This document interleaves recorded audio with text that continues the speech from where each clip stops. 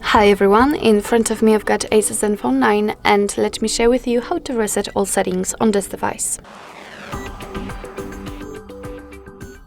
So first of all we have to enter the settings, and now let's scroll down to the very bottom to find the system. Now let's tap on reset options, and as you can see on the second position we've got the option we're looking for. So let's tap on it. And here your device is informing you what will be actually reset. So it will reset all the settings except the security settings, language settings, accounts, personal data, and settings for downloaded apps. So if you're ready, just tap on reset all settings, and as you can see we will have to wait.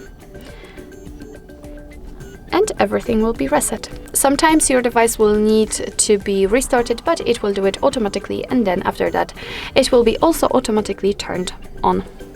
So basically that's all. This is how to reset all settings in your ASUS Zenfone 9. Thank you so much for watching. I hope that this video was helpful, and if it was, please hit the subscribe button and leave the thumbs up.